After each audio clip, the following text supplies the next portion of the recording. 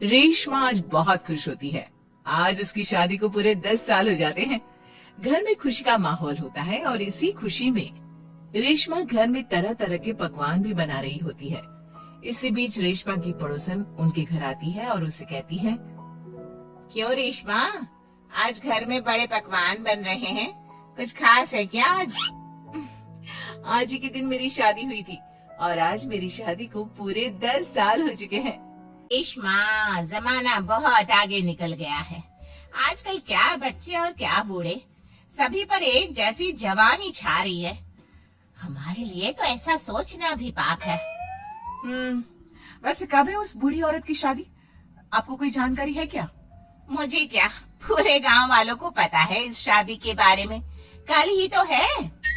अरे वाह, कल तो योगेश के पापा भी छुट्टी पर हैं।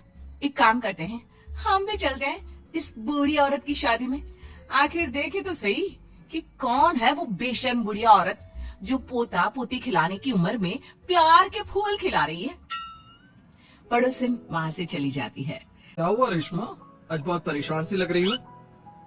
हमारे पास वाले गांव में ही एक बूढ़ी औरत है जो अपनी उम्र के आखिरी पड़ाव में अब लव अफेयर कर रही है और कल उसकी शादी भी है। ताज्जुब की बात तो ये है कि उसके 2 बहू बेटे और 4 पोते पोतियां भी हैं। फिर भी किसी ने उसे नहीं रोका। अरे इतना भरा पूरा परिवार होने के बाद वो अपना दूसरा घर क्यों बसाना चाह रही है? पता नहीं जी, मैं सोच रही थी कल आपकी भी छुट्टी है तो क्यों ना हम भी शादी देखने चले। सुनने में आ रहा है कि कल पूरा गांव जा रहा है उसकी शादी देखने के लिए। रेशमा की बातें सुनकर अमित भी दूसरे दिन उसके साथ चलने के लिए हामी भर देता है। अगले दिन सुबह रेशमा और अमित बच्चों के साथ शादी देखने निकल जाते हैं। यहाँ की साज सजावट कितनी अच्छी लग रही है ना। ऐसा लग रहा है मानो किसी नई नवेली दुल्हन की शादी हो। देखकर तो ऐसा ही लग रहा है, लेकिन वो बूढ़ी औरत है कहाँ पर जिसके इतने किस्से सुनने को मिल रहे हैं?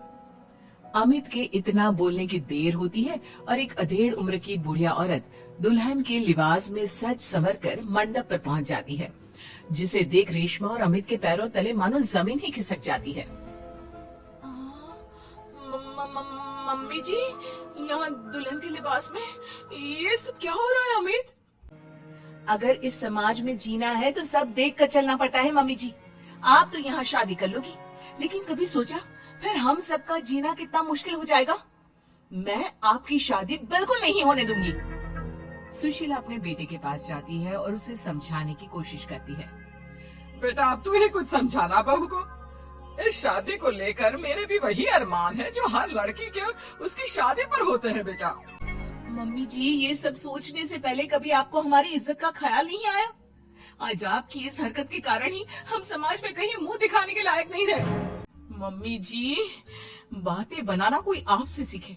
जिस उम्र में आपको पूजा पाठ करनी चाहिए, अपने पोते को गोद में खिलाना चाहिए, उस उम्र में आप फिर से अपना घर बसाने के सपने देख रही हो।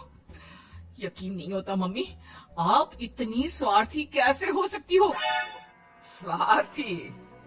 बहू, मैंने अपना पूरा जीवन बाकी सबकी खुशियों के लिए बिता दिया। अमित के पिताजी की मौत के बाद जब मेरे पास दूसरा घर बसाने का मौका था, तब भी मैंने अपने बारे में नहीं सोचा, अपने बच्चों के बारे में सोचा। और आज तुम मुझे स्वार्थी बोल रही हो। हर किसी को अपना जीवन जीने का अधिकार होता है मम्मी जी, लेकिन आपके साथ 3 और जिंदगियां भी जुड़ी हुई है। हम आपके कारण बदनामी का घूंट नहीं पी सकते मम्मी जी। आज तुम दोनों को अचानक मेरी और इस समाज की इतनी परवाह क्यों हो रही है? यह बदनामी और समाज के तानों का डर तब तुम लोगों के जहन में क्यों नहीं आया, जब 2 बेटों और बहुओं के होते हुए भी मुझे अकेले उस एक कमरे में रखकर घूट घूट कर जीवन यापन करना पड़ रहा था? तब तुम लोगों को याद नहीं आया मुझसे कितनी जिंदगियां जुड़ी हुई है? सुशीला की बातें सुनकर रेशमा और अमित अपना सिर झुका लेते हैं। उन्हें अपने से हुई गलती का एहसास हो जाता है, लेकिन अभी कहीं ना कहीं उनके दिमाग में लोग क्या कहेंगे ही चल रहा था, जिसके डर से वे खामोश होकर खड़े रहते हैं। तभी सुशीला जी आगे कहती हैं, ठीक है, अगर तुम लोग नहीं चाहते कि मैं फिर से विवाह करूं और अपने नए जीवन की शुरुआत करूं, तो मैं ये शादी नहीं करूंगी और साथ ही ये घर छोड़कर भी चली जाऊंगी। फिर ना तुम लोगों की कोई बदनामी होगी और ना ही कोई तुम्हें आकर ताने मारेगा। सुशीला की बातें सुनकर रेशमा और अमित दोनों सोच में पड़ जाते हैं। कुछ देर सोचने के बाद रेशमा कहती है, नहीं मम्मी जी, आप घर छोड़कर मत जाइए। आप सच कह रही हैं। अगर हम ऐसे ही समाज की परवाह करते रहे तो हम कभी खुशी खुशी नहीं जी पाएंगे। हाँ माँ, और आज बचपन से तेरे हर निवाले और प्यार का कर्ज मैं चुकाऊंगा। आज यहाँ से मेरी माँ की डोली उठेगी। बजाओ शहनाई, आज मेरी माँ की शादी है। फिर क्या, अपने बहू बेटों की रजामंदी के साथ सुशीला खुशी खुशी 7 फेरे लेकर नई नवेली दुल्हन बन जाती है और सब शादी की खुशियों में मगन हो जाते हैं।